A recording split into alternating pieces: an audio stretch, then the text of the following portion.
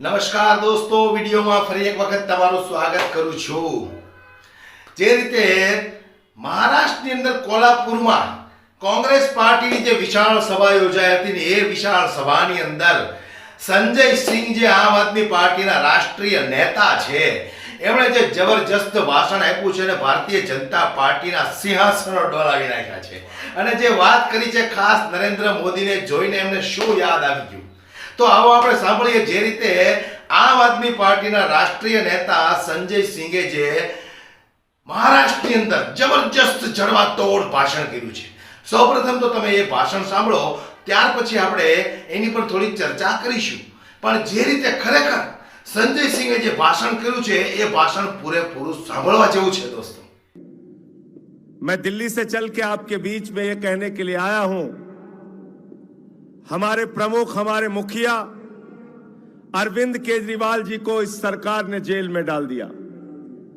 भारत के प्रधानमंत्री ने झारखंड के मुख्यमंत्री को जेल में डाल दिया, हेमंत सोरेन को जेल में डाल दिया, मनीष सिसोदिया को जेल में डाल दिया, हमारे एक और मंत्री सत्येंद्र जैन को पकड़ के जेल में डाल दिया, शरद पवार जी की पार्टी के नेता अनिल देशमुख जी को पकड़ के जेल में डाल दिया, संजय रावत जी शिवसेना के नेता उनको पकड़ के जेल में डाल दिया।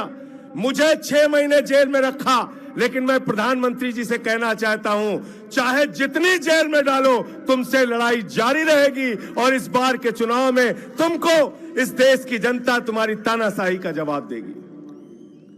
दुनिया का सबसे बड़ा लोकतंत्र है भारत।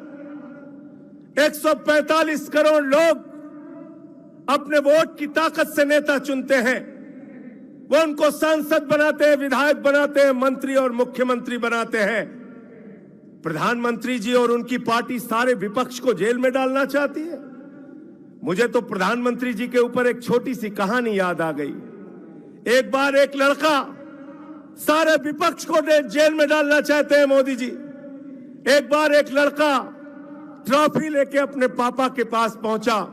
उसने कहा, पापा मैं फर्स्ट आया, पापा मैं फर्स्ट आया, दौड़ में मैं फर्स्ट आया।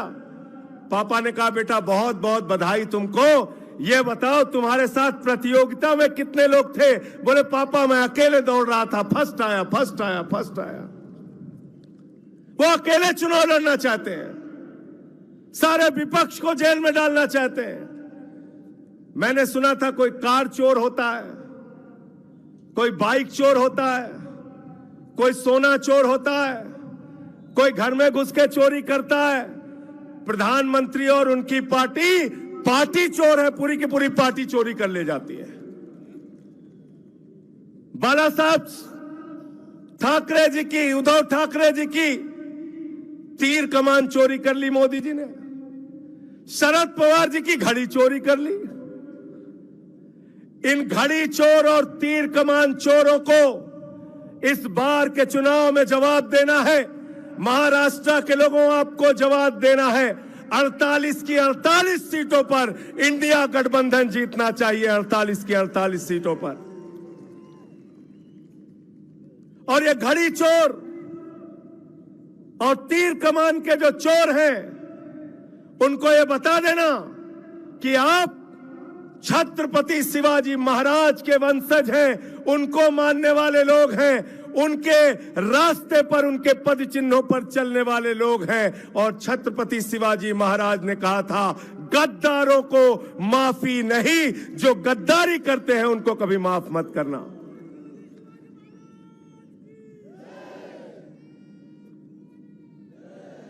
गद्दारों को जवाब देने के लिए तैयार हैं आप? हाथ उठा के बताइए, तैयार है ना? मोदी जी कहते हैं हमारी ये गारंटी, ये गारंटी, ये गारंटी।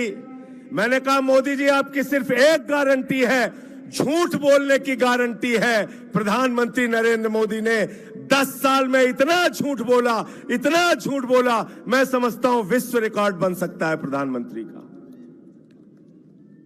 और मोदी जी के बारे में तो मैं कहता हूं, प्रधानमंत्री को कोई बात मालूम हो ना मालूम हो, लेकिन गंजे को भी कंघी बेच सकते हैं भारत के प्रधानमंत्री। गंजे को भी कंघी बेच सकते हैं। इतना झूठ कहने लगे 2 करोड़ नौकरी हर साल देंगे, किसानों की आमदनी 2 गुना करेंगे, इतना काला धन लाएंगे कि 15 लाख हर खाते में जमा हो जाएगा।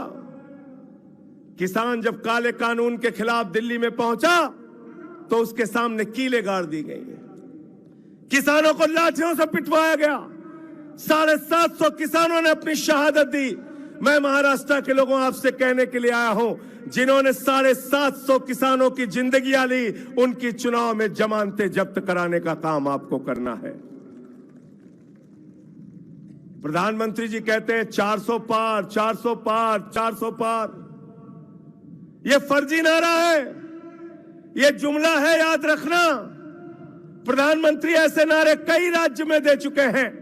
बंगाल में गए, कहने लगे 200 पार, 200 पार, 200 पार, आई 73 सीट। झारखंड में गए, कहने लगे 65 पार, 65 पार, 65 पार, आई 23 सीट। मिजोरम में गए, कहने लगे 21 पार, 21 पार, 21 पार, आई 1 सीट। महाराष्ट्र में आए, कहने लगे 150 पार, 150 पार, 150 पार, आई 105 सीट। कर्नाटक में गए, कहने लगे 130 पार, 130 पार, 130 पार, आई 65 सीट। दिल्ली में आए, बोले 45 पार, 45 पार, 45 पार, आई 8 सीट। अब कह रहे हैं 400 पार, 400 पार, 400 पार। जनता कह रही है तड़ी पार, तड़ी पार, तड़ी पार।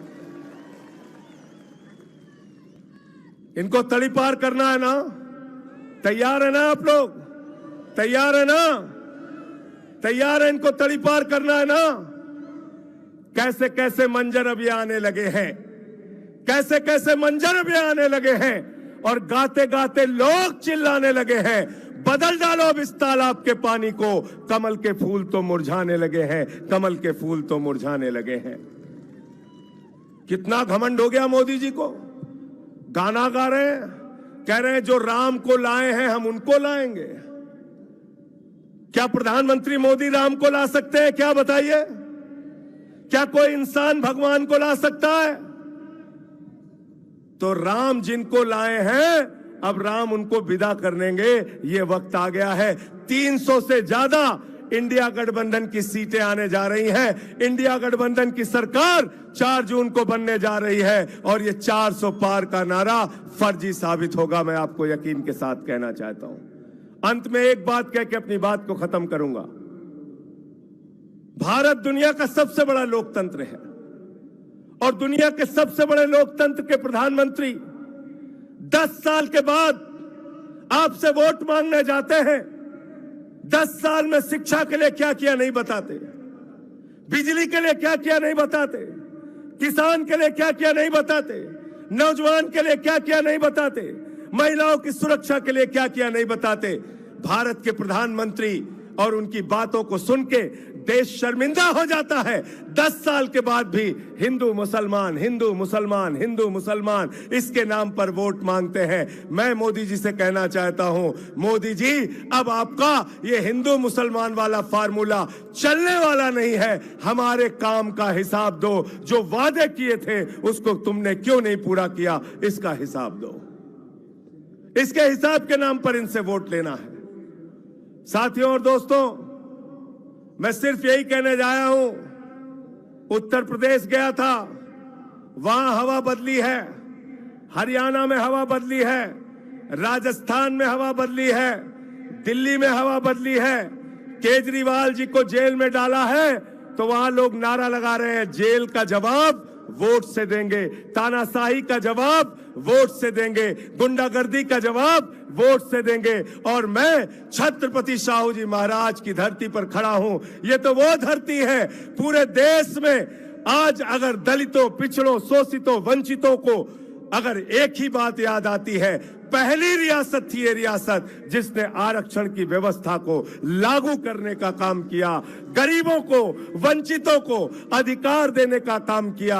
मैं आपसे यही कहना चाहता हूं, ये बेईमान अगर दोबारा आ गए तो ये आरक्षण खत्म करेंगे, संविधान खत्म करेंगे, आपके वोट की ताकत खत्म करेंगे। हम बाबा साहब डॉक्टर भीमराव अंबेडकर के संविधान को खत्म नहीं होने देंगे, हम अपने आरक्षण को खत्म नहीं होने देंगे, हम अपने वोट की ताकत को खत्म खत्म नहीं होने देंगे। हम भारतीय जनता पार्टी और एनडीए को इस चुनाव में हराएंगे। और मैं फिर दोहरा रहा हूं, महाराष्ट्र में 48 की 48 सीटें इंडिया गठबंधन को दे देना, इन बेईमानों को हराने का काम करना। बहुत बहुत शुक्रिया, बहुत बहुत धन्यवाद। જે રીતે ભારતીય જનતા પાર્ટીને લઈને સંજયસિંહે આકરા પ્રહારો કર્યા છે અને આવનારા દિવસોમાં જો સંવિધાનને બચાવવું હોય તો તમારે લોકોને ભારતીય જનતા પાર્ટીને ભૂલવી પડશે. આવા ઘણા બધા શબ્દોથી ભારતીય જનતા પાર્ટી પર પ્રહારો કર્યા છે. તો આવો આપણે સાંભળીએ એ સંજયસિંહનું તડકતું ભડકતું ધમાકેદાર ભાષણ. પણ ફરી એક વખત મારા તમામ દોસ્તોને વિનંતી કરું છું કે 10 મિનિટનો સમય કાઢીને આ ભાષણ પૂરું સાંભળી લેજો. તમારી અંદર પણ એક નવી એનર્જી, નવી ઉર્જા આવી જશે. આવો આપણે સાંભળીએ સંજયસિંહનું ભાષણ. વધુમાં વધુ આ વિડીયો શેર કરો, દરેક લોકો સુધી પહોંચાડો, દરેક લોકો જાગૃત બને. આપણો એ જ ધ્યેય છે. કારણ કે 2024ની જે ચૂંટણીના રિઝલ્ટો આવશે ત્યાર પછી જો 400+ સીટ આવી તો સંવિધાન ઉપર મોટો ખતરો આવી શકે એમ છે દોસ્તો. માટે જાગૃત બનજો. જે રાજ્યની અંદર હજી ચૂંટણીઓ બાકી છે ત્યાં સુધી આ વિડીયો શેર કરો, દરેક લોકો સુધી પહોંચાડો. જય